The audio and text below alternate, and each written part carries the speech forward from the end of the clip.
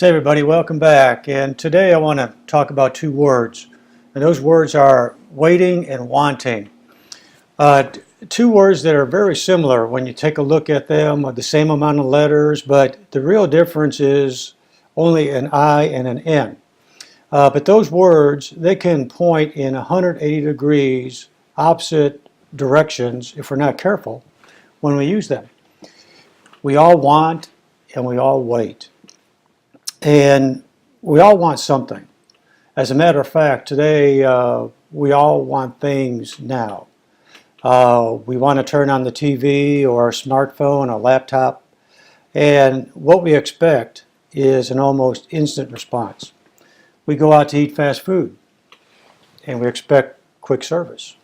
We go through the fast lane at the checkout only so that we can get to our next destination quicker. As a matter of fact, we'll choose to go through a 3-minute car wash versus a 7, and the only thing we end up with is a half of a car wash. So how long is the correct wait time for us to expect to receive something or to complete something so that we feel as though things are in proper order? Here's a couple of examples. In January of this year, 2014, there was a survey that took the results of 15 metropolitan areas in the U.S.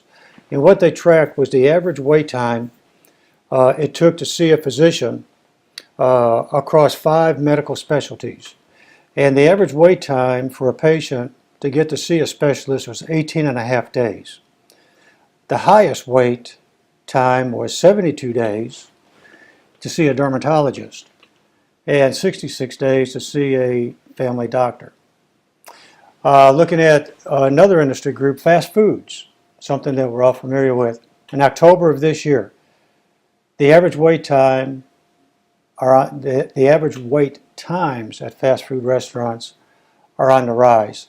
And last year, the same study indicated that it was 173 seconds, the average wait time at a fast food restaurant, and this year it is scaled up to 183 seconds. Remarkable. And then also they took a look at 23 quick service brands in the U.S. and the highest average is 203 seconds wait time. And to take it a step further, recently a fast food giant came out with a 1-minute drive-through guarantee. So that's going to shatter the record books, I guess, as far as average wait time for fast foods. But the point is, whether we want to see a doctor or get something quick to eat or check out at the store, we want it to be timely. And to wait long is really not what we expect to do. And looking at it from a business perspective, if we're not careful, we can end up delivering the same kind of wait and want signals to our prospects and to our audience, our followers. So I'll point a finger at myself because early on, I was wanting things to happen a lot faster than the necessary wait that came along with it.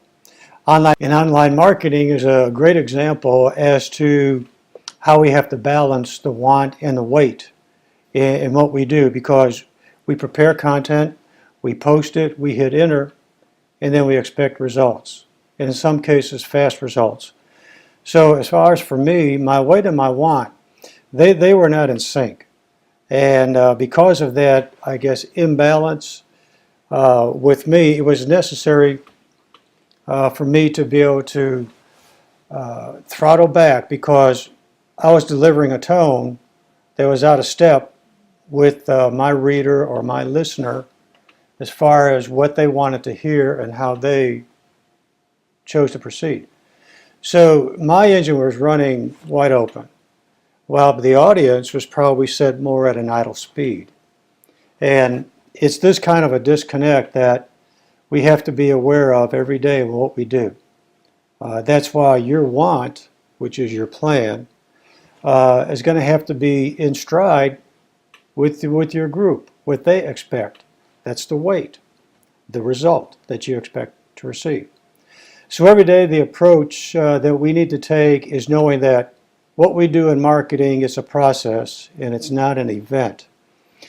So why do cars have speedometers that go up to 140 and 50 miles an hour when the car just has a 106 horsepower engine that's not going to push that car any faster than 106 miles an hour? Well, it's the expectation of the operator versus the result. And we always need to have high expectations. We have to have a big want and a big why. But also we need to set our course to expect a more realistic journey than a drag race. So think about that and have a good rest of the day, and we'll talk again tomorrow. Take care.